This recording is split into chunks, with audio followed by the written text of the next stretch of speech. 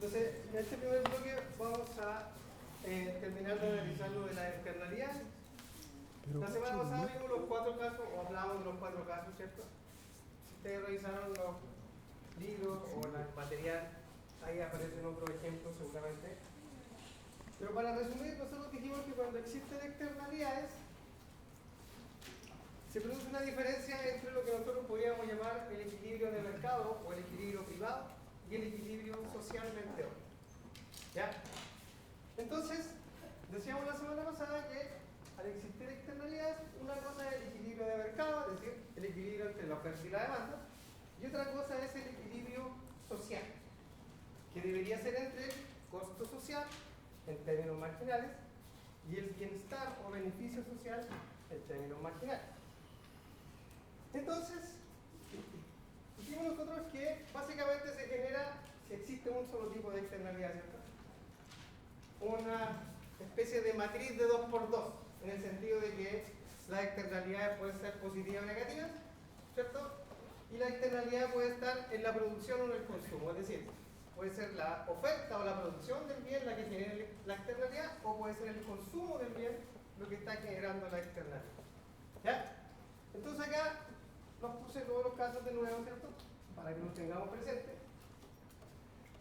Por lo tanto, si la externalidad está por el lado de la oferta o en la producción, como se dice, puede ser negativa o va a ser positiva.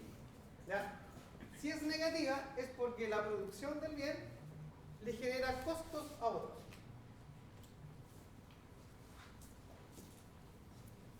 ¿Ya?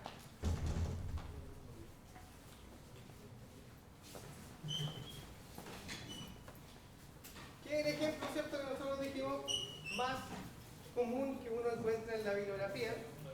Porque en general, ¿cierto?, ese costo ¿a qué se refiere en la mayoría de los casos?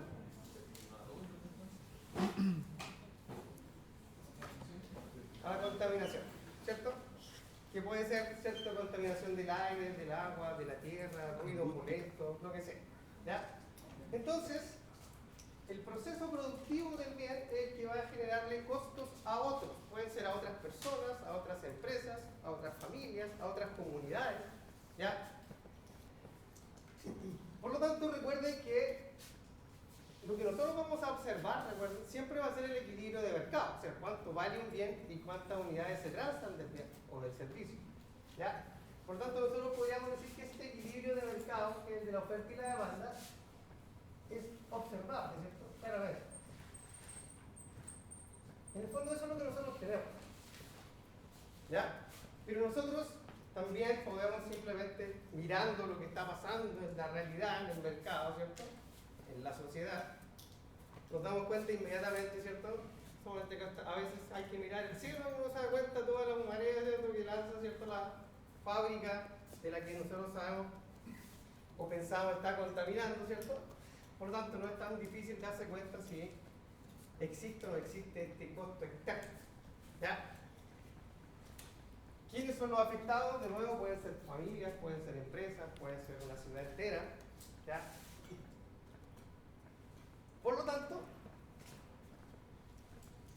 cuando se produce eso, recuerden, no existe una diferencia entre el equilibrio de mercado y el equilibrio social, que en general, ¿cierto?, es no observado.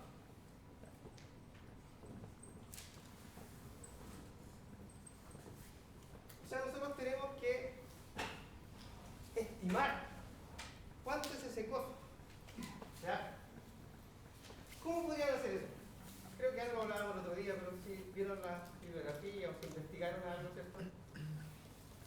¿Cómo yo podría estimar cuántos son los costos que generan las empresas que contaminan? Por ejemplo, si comparamos una ciudad como Constitución, donde está la celulosa, donde está la papelera, versus una ciudad donde no está la papelera, o no tiene papelera, pero también es una ciudad, ¿cierto?, que tiene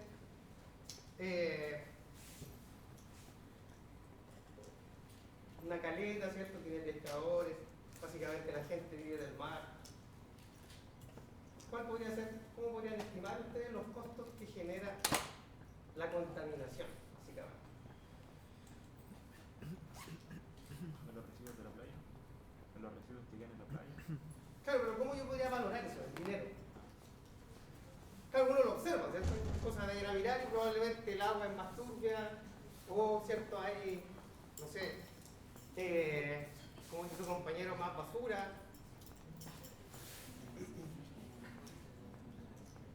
¿Cómo podríamos estimar la diferencia entre los costos privados y los sociales? ¿Sí? Eso era como el costo de lo que salía por fuera de recuperar el aire.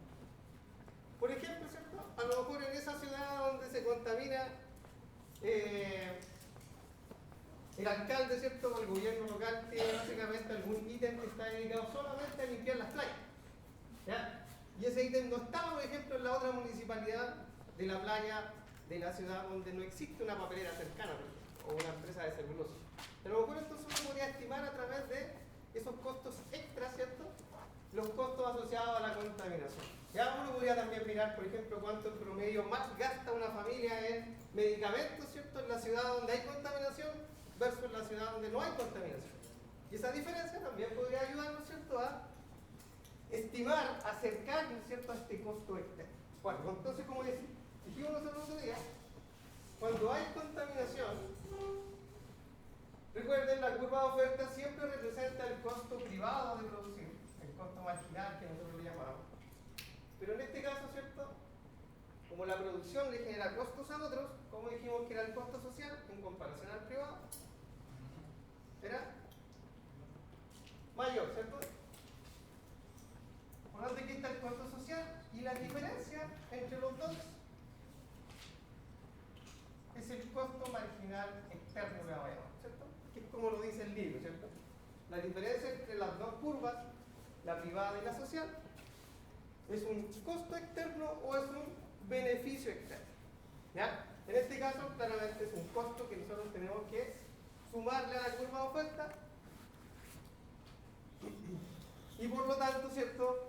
Nosotros decíamos, si dejamos el mercado funcionar libremente, va a producir más de lo socialmente óptimo. Acuérdense, lo importante básicamente es cómo es el nivel de producción al que me lleva el libre mercado.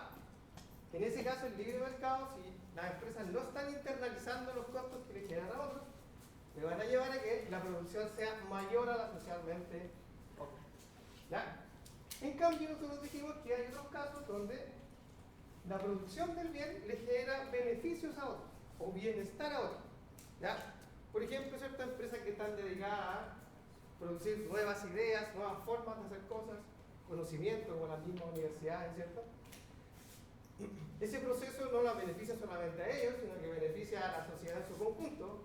Por lo tanto, la producción de conocimiento, por ejemplo, que ustedes me dan, ¿cierto?, de cuando tenemos cerca una empresa